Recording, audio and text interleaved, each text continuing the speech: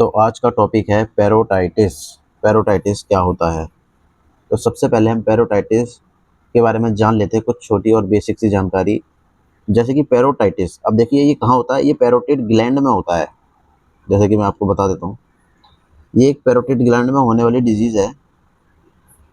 Parotid gland में, अब itis का मतलब आप सभी को पता है, जैसे कि इन्फ्लामेशन या स्वेलिंग उसका होता है। अब डेफिनेशन पढ़ लेते हैं। Parotitis is the inflammation and the swelling of the parotid gland.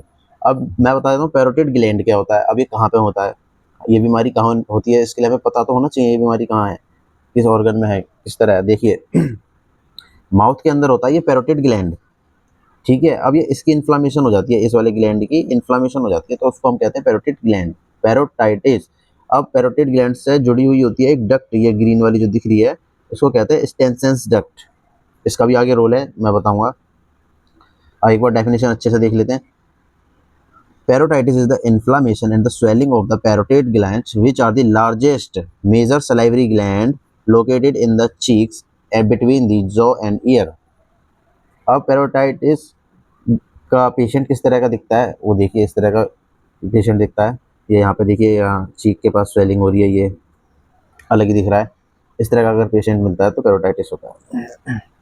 अब इसके कॉज देख लेते हैं हम, किन किन कारणों की वजह से होता है। एक तो इन्फेक्टिव कॉज होता है, एक नॉन इन्फेक्टिव कॉज होता है। इन्फेक्टिव कॉज के अंदर वायरल, बैक्टीरियल। वायरल में कौन कौन से आते हैं, मम्स, इन्फ्लुएंजा, इन वायरस की वजह से होता है। बैक्टीरिया के अंदर स्टेप्टोकोकस, स्टेफाइलोकोकस ऑरिएज। और नॉन इन्फेक्टिव के अंदर मतलब कि जिनकी वजह से इन्फेक्शन नहीं होता, वो ऐसे कौन से कारण हैं, जैसे डिहाइड्रेशन, पानी की मात्रा शरीर के अंदर कम होना, poor oral hygiene, salivary duct obstruction. DM, DM का मतलब है डायबिटीज मेलाइटिस से। सलाइवरी डक्ट ऑब्स्ट्रक्शन जो मैंने बताया है वो यही वाला है, ये स्टेंसन डक्ट है ना, ये इसी को सलाइवरी डक्ट ऑब्स्ट्रक्शन होता है। यहाँ पे ऑब्स्ट्रक्शन हो जाती है तो भी इसमें दिक्कत हो जाती है। अब टाइप्स देखिए, इसके दो टाइप्स होते हैं, एक एक्यूट क्रोनिक और तीसरा है एक ऑब्स्ट्रक्टिव पेरोटाइटिस। एक्यूट के अंदर बैक्टीरियल वायरल, क्रोनिक के अंदर रिकरेंट इन्फ्लामेशन। अगर वो बार बार चीज़ें होती रहेंगी तो क्रोनिक चीज़ पहुंच जाएगी, तो उसको कह दिया है recurrent inflammation.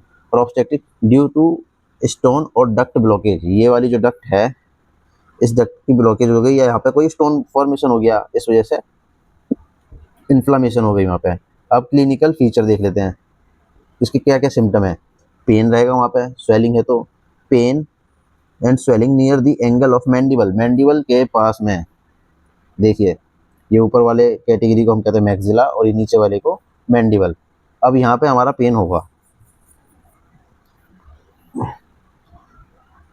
Pen, fever, bacterial की वजह से हुआ तो वहाँ फीवर भी हो सकता है। पेन ड्यूरिंग च्यूइंग, खाना चबाने पे दर्द हो सकता है। ड्राई माउथ, मुंह में सूखापन। Difficulty in opening mouth, mouth खोलने में भी दिक्कत हो सकती है। टेंडर साइन में क्या क्या मिलेगा यहाँ पे, tender parotitis, swelling, redness, pus from Stensen ducts. Pus formation मिल सकती है स्टेंसन डक्ट में, स्टेंसन डक्ट मैंने बताई थी आपको, जैसे कि ये स्टेंसन डक्ट। अब इसके अंदर इन्वेस्टिगेशन हम क्या क्या करा सकते हैं, सीबीसी कराएंगे, सीरम अमाइलेज कराएंगे, यूएसजी कराएंगे, सीटी स्कैन कराएंगे। सीबीसी कराएंगे अगर, तो सीबीसी के अंदर हमें क्या मिलेगा, ल्यूकोसाइटोसिस, ल्यूकोसाइट की मात्रा बढ़ी हुई मिलेगी हमको, और सीरम अमाइलेज में इंक्रीजमेंट मिलेगा।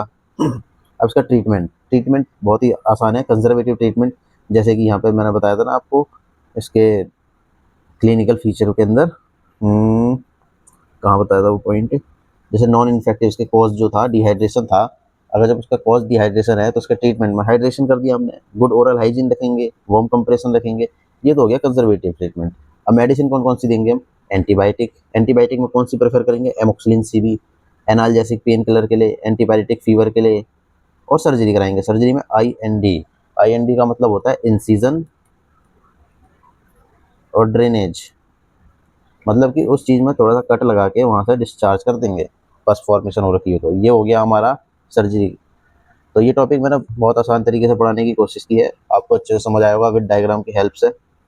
इसी तरह के टॉपिक जानने के लिए, समझने के लिए मेरे साथ जुड़े रहें। और आपको किसी और सब्जेक्ट का कोई टॉपिक पढ़ना हो तो मुझे बताएं, या किसी और टॉपिक पे वीडियो बनवानी हो तो वो बताएं, मैं जल्द से जल्द बनाऊँगा। धन्यवाद।